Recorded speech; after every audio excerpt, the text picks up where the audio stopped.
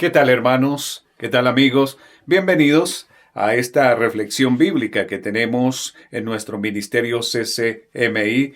En este día domingo continuamos esta serie de reflexiones que Jesús predicó durante el conocido Sermón del Monte.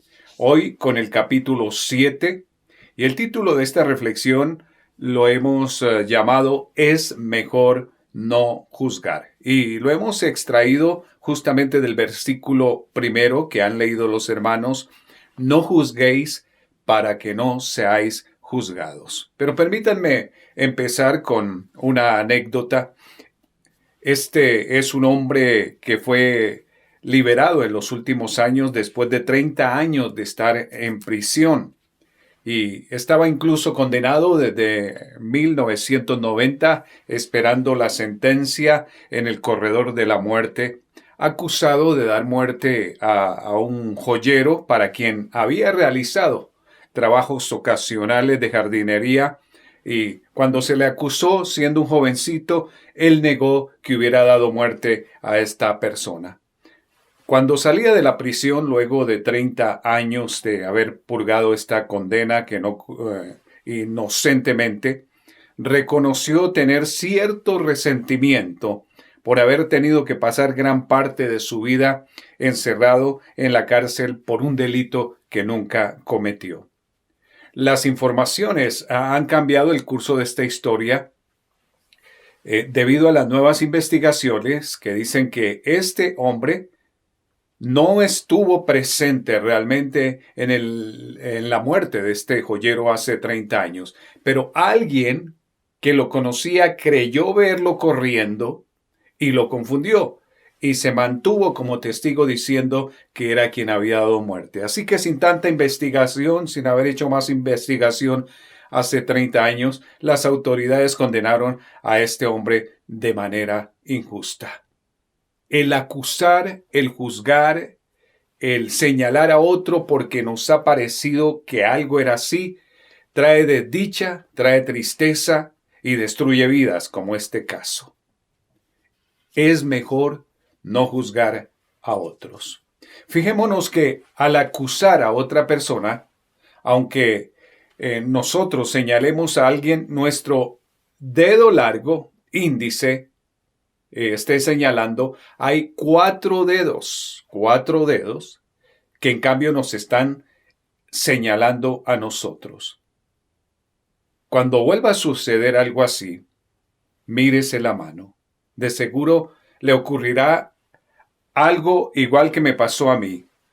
Alguna vez que escuché un mensaje donde el pastor daba este mismo ejemplo de la mano, me sentí avergonzado de señalar a quien o a varias personas. Tenía como mala costumbre hacer esto.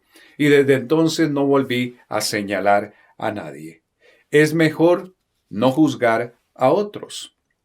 Sabemos que existen lugares donde se va a poner quejas, se va a poner reclamos, oficinas jurídicas, oficinas de acusaciones formales, llamados juzgados, pero la Biblia nos dice que nosotros los cristianos no debemos entrar en juicio con nadie.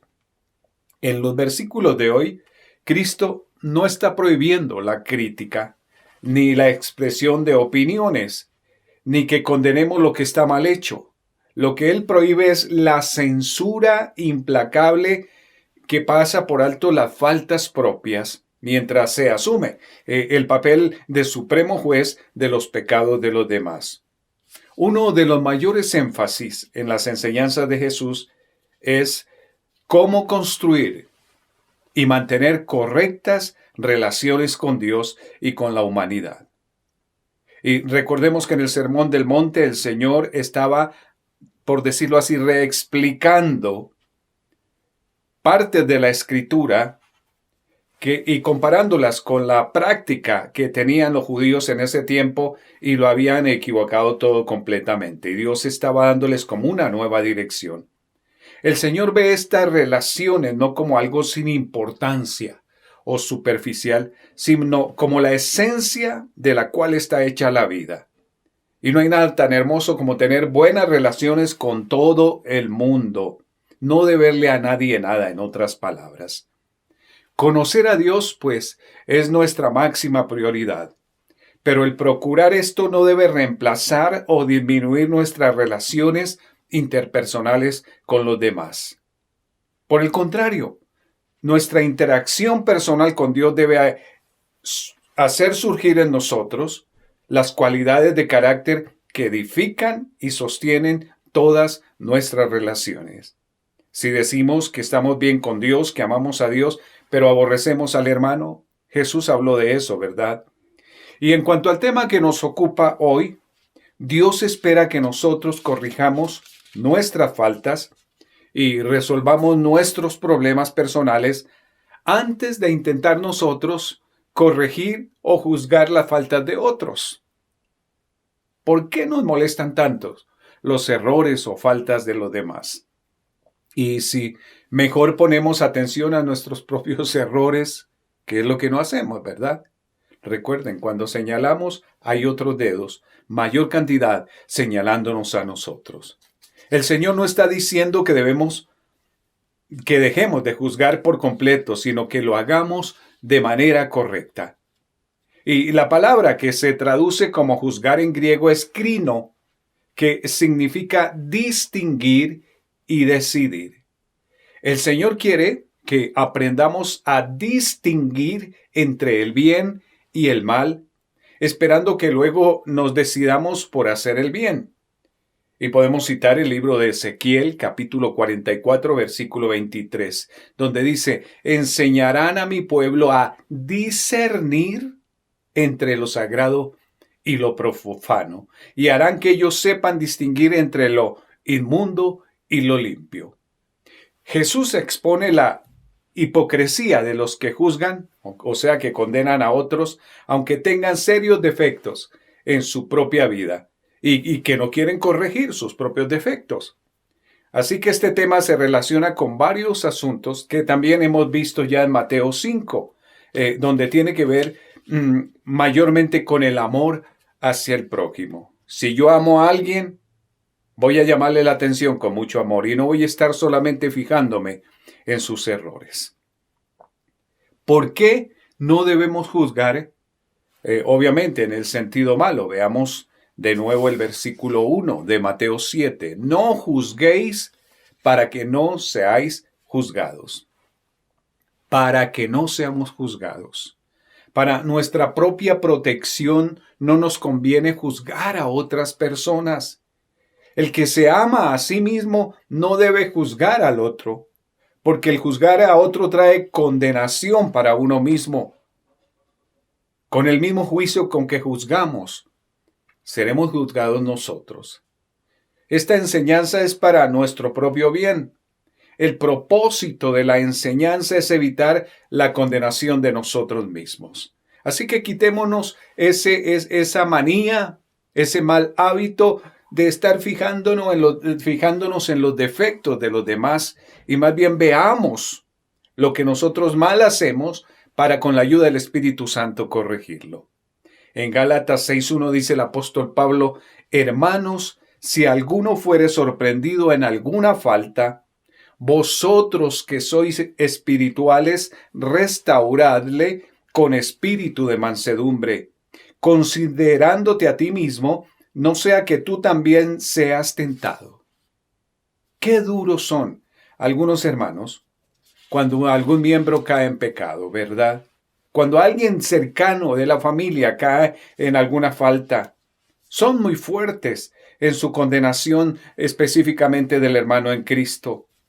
¿Acaso querrían ellos ser tratados de esta manera cuando caigan?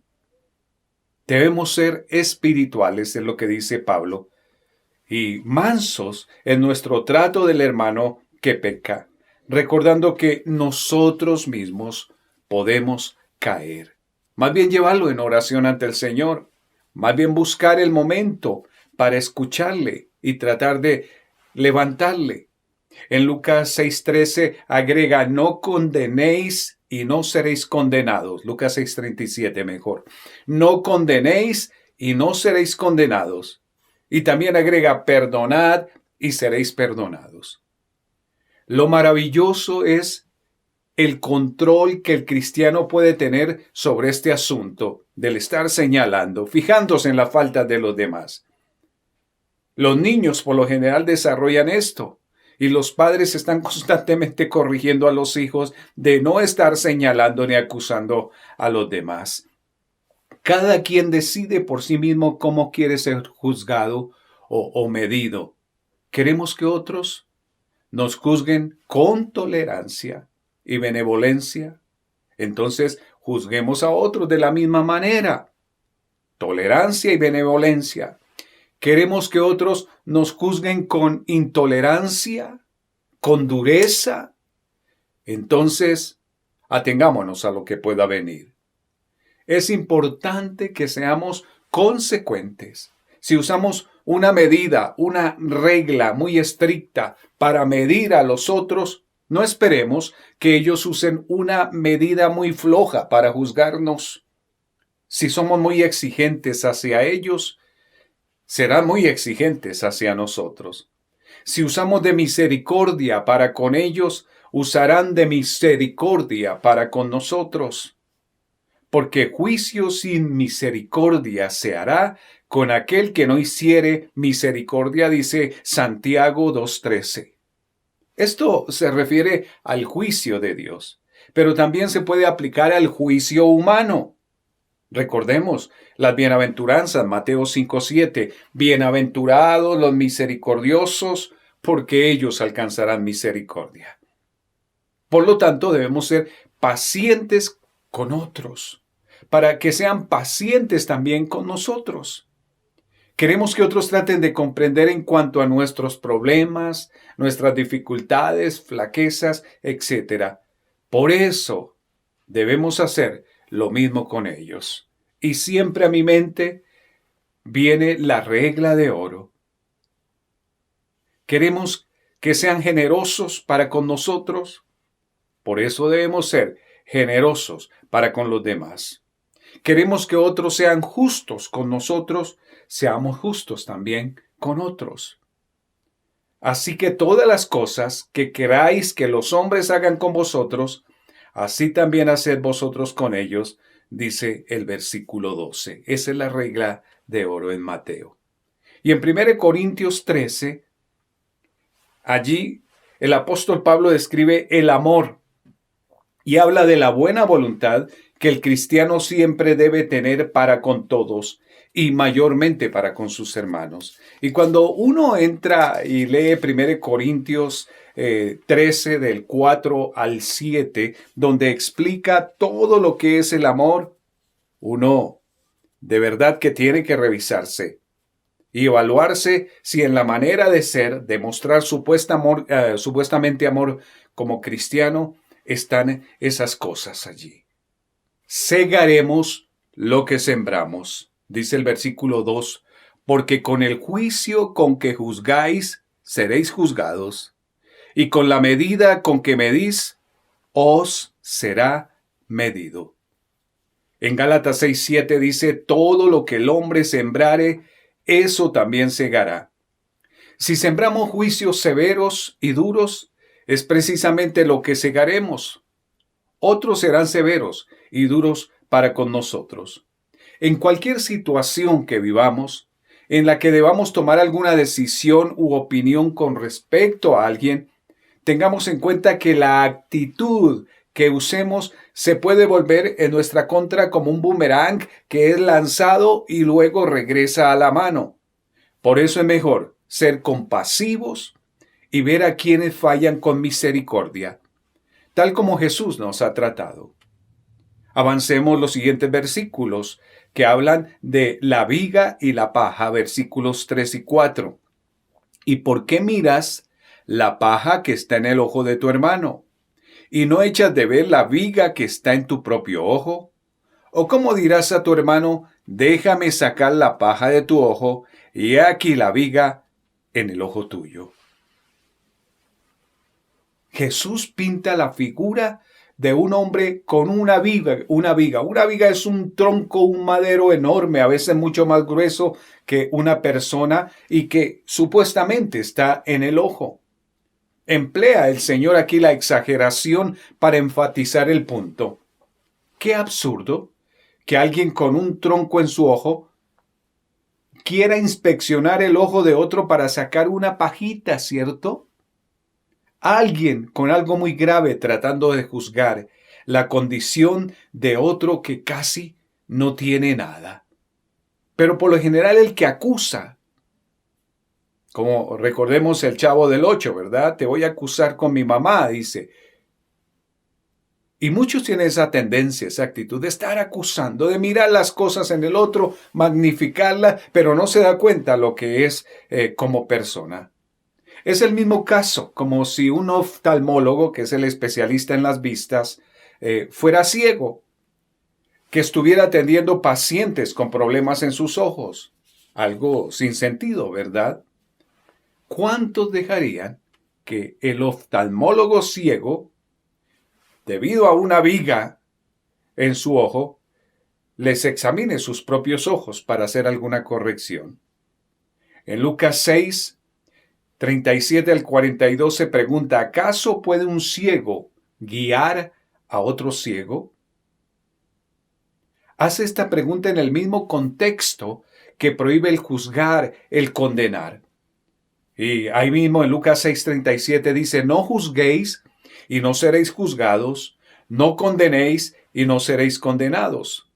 Y en los versículos 41 al 42 habla de la viga y la paja. Es el mismo texto del que estamos viendo en Mateo 7, el mismo tema. Entre otros versículos se habla del ciego, porque el que tiene la viga en el ojo es ciego y no puede ver para guiar o corregir a otro ciego. Está incapacitado por la viga en su ojo. Y a veces nosotros tenemos defectos, tenemos cosas incómodas, pecado, al fin y al cabo, que nos impide ver lo que somos, lo que tenemos, la manera como actuamos, por estar mirando lo poco, el defecto pequeño que el otro tiene o ha cometido. Y aquí en este mismo texto Jesús dice, el discípulo no es superior a su maestro. Por eso si el maestro es ciego y corrige al discípulo, este será como aquel. El discípulo, o sea, la persona que vamos a corregir, va a ser hecha a la imagen del maestro, de quien le está corrigiendo, que tiene una viga en su propio ojo. Jesús en Mateo 23:15 exclama, ¡ay de vosotros, escribas y fariseos, hipócritas, porque recorréis mar y tierra para ser un prosélito, o sea, un seguidor judío, y una vez hecho, la hacéis 2 veces más hijos del infierno que de vosotros? El Señor Dios detesta la actitud de los que confían en sí mismos como justos y menosprecian a los otros. Avancemos el siguiente versículo de Mateo 7, 5. Hipócritas, saca primero la viga de tu propio ojo y entonces verás bien para sacar la paja del ojo de tu hermano. Saca primero la viga de tu propio ojo. Claro, alguien dirá, y es que no se debe sacar la paja del ojo de la persona para ayudarle. ¿Prohíbe Jesús que saquemos la paja del hermano en el sentido de lo que le vemos como defecto? No. La última frase del texto indica, en el versículo 6, indica que esto sí se puede hacer, pero siendo cuidadoso. Dice, no sea que los pisoteen y se vuelvan y os despedacen. Pero vamos a explicar eso un poquito más adelante. Pero ante todo debemos tener actitud correcta hacia nuestros propios pecados. Seamos como el publicano que dijo en Lucas 18:13, Dios sé propicio a mi pecador, y no quería levantar su vista. Y lo haremos.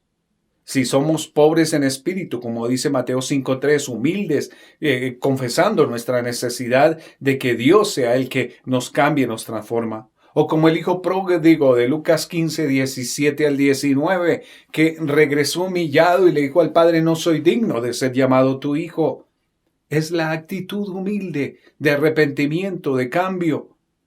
Es necesario que estemos conscientes de nuestras propias flaquezas, de nuestras faltas, de nuestras debilidades. En Romanos dice Pablo que el maestro practica lo que enseña. Y Jesús dice también en Mateo 23 que los escribas y fariseos no practicaban lo que enseñaban, sino que solamente querían imponer las enseñanzas a los demás. Y en 2 Corintios 13 Pablo insiste en que nos examinemos nosotros. Y en Romanos y Gálatas también el apóstol dice que nadie debe tener más alto concepto de sí que el que debe tener sinceridad. Primero revisarnos, primero examinarnos a nosotros antes de pretender nosotros hacer una observación, una acusación en otra persona. Si no nos corregimos primero, no podemos juzgar a otros. Debemos practicar la disciplina en la iglesia, pero que todos seamos fieles. En Gálatas 6 habla que seamos espirituales y esa palabra indica mucho, ¿verdad?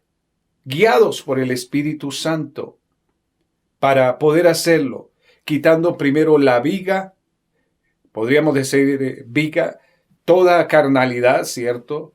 Como dice Gálatas 5, que habla de las obras de la carne, del propio ojo, antes de pretender corregir al hermano que ha caído, a la persona que por lo general nosotros juzgamos.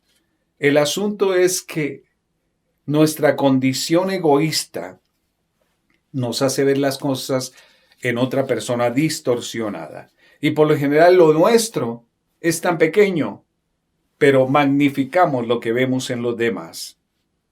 Para tener visión moral y espiritual, es necesario que se quite la viga de nuestros ojos.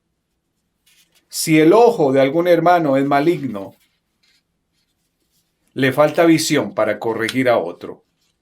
La viga oscurece la visión y es imposible sacar la paja del ojo del hermano. Debemos ser humildes. Debemos pedir al Espíritu Santo que sea el que trate con nosotros, que nos ayude a ver nuestros propios defectos, que aprendamos a escuchar a otros que nos quieran ayudar. De otra manera, no tenemos autoridad para corregir o juzgar a otra persona. Y vamos al último punto, versículo 6. No deis lo santo a los perros, ni echéis vuestras perlas delante de los cerdos, no sea que las pisoteen y se vuelvan y os despedacen. Después de quitar la viga de nuestro propio ojo, podremos juzgar con un juicio justo.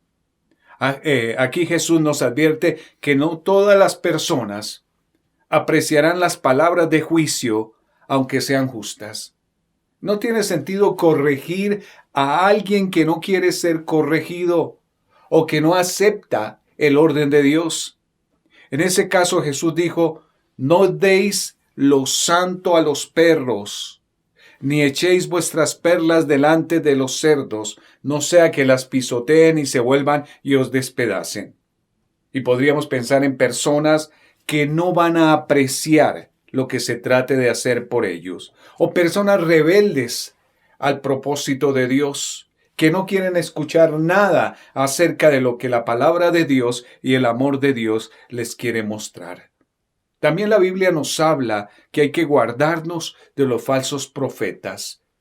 Para obedecer este mandamiento es necesario juzgar a los tales, y la profecía es juzgada también.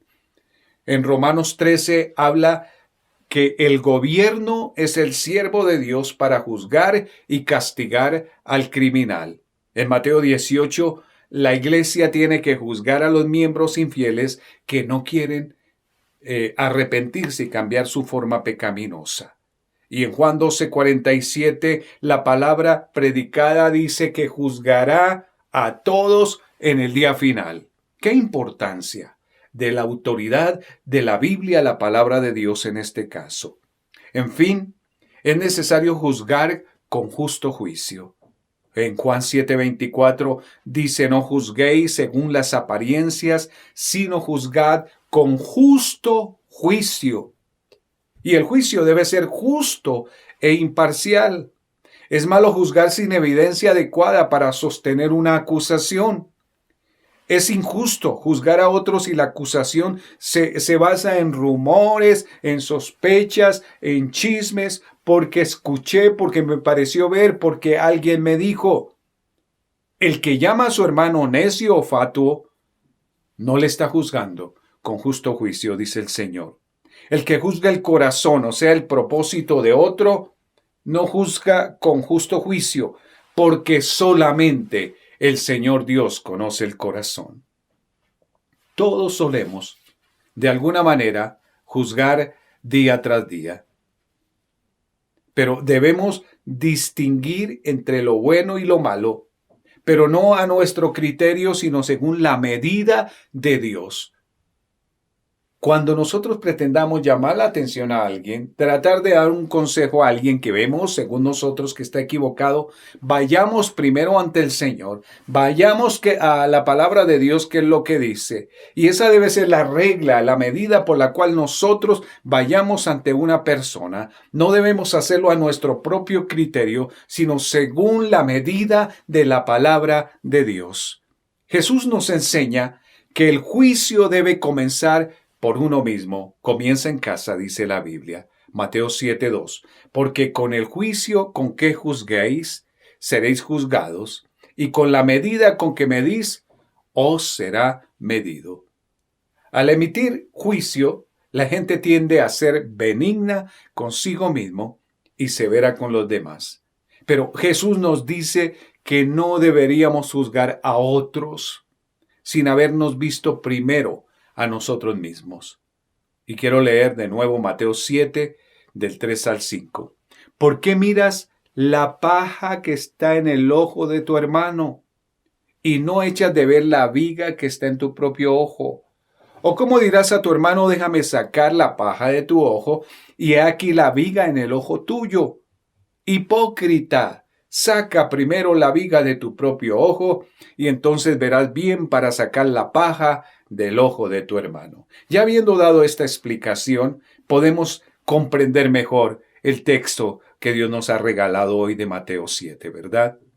Debemos primero sacar de nosotros todo aquello que impide tener solvencia moral para dar un consejo, dar una observación, juzgar de alguna manera a otro. También debemos hacerlo pensando en el bien de la otra persona, con amor, con misericordia, para dar la oportunidad a que rectifique. Y en Mateo 18, del 15 al 17 nos dice que hay que hacerlo en privado, no de manera pública. Si hay necesidad de juzgar, no debe ser para atacar o menospreciar a alguien, sino solo con el ánimo de ayudar, de corregir y animar. Quiero repetir esto. Cuando vayamos a alguien, hagámoslo. Si nosotros no tenemos personalmente ningún impedimento para dar ánimo a esa persona, para ayudarla, para que se corrija, no porque nosotros lo decimos, sino porque ella hace conciencia, y para animarla a proseguir en el camino del Señor. Si esa no es la motivación, mis amados, mejor no hacerlo, porque va a ser algo destructivo en lugar de ser edificante. Por lo demás, en ningún momento debemos condenar, pues esa facultad solo le corresponde a Dios. Oremos. Nuestro buen Dios, Padre eterno, te agradecemos por tu palabra, Señor.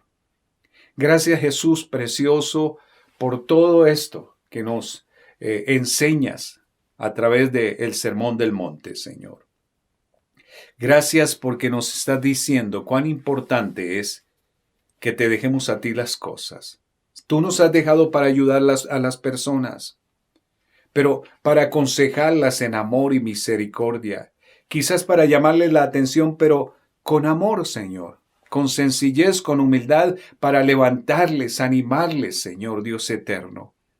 Y ayúdanos a nosotros, Señor, a revisarnos, a examinarnos y ver, Señor, que como humanos tenemos defectos y muy grandes, errores, equivocaciones, y que debemos primero, Señor, sanear nuestra vida, ponernos en paz contigo, para ahí sí, Señor, ser de ayuda y quizás de corrección para algunos de nuestros hermanos, algunos de nuestros familiares o nuestros semejantes, Señor. No tenemos, Señor, por qué condenar a nadie, porque tú eres el único juez justo. Tú eres el Dios eterno. Tú eres el que dirige el universo. Tú nos conoces a todos, Señor. Tú nos ves a todos de la misma manera y nos amas, Señor, por encima de nuestros defectos. Y ayúdanos como iglesia también. Ayúdanos como hermanos en Cristo a amarnos, a apoyarnos, a fortalecernos, Señor. Líbranos de ser jueces de los demás, Señor, porque tú no nos has puesto a eso. Ayúdanos a ser servidores, como tú lo hiciste, Jesús. Gracias por tu palabra. Gracias, Señor. Presentamos esta semana en tus manos y pedimos bendición sobre tus hijos, Señor. Orando por los enfermos, pidiéndote, Señor, que tengas misericordia, que extiendas tu mano sanadora, Señor. Dios, ten misericordia, por favor. Levanta a las personas caídas. Abre puertas a los que no tienen trabajo. Oramos por los niños, Señor, protégelos, bendícelos. Y oramos, Señor, por provisión abundante en cada mesa, Señor, para dar a otros. Porque tenemos al Dios eterno que nos ama por encima aún de las equivocaciones. Toda honra, toda alabanza para Dios el Padre, Dios el Hijo y Dios el Espíritu Santo. Amén. Que Dios les bendiga, hermanos, que tengan una linda semana.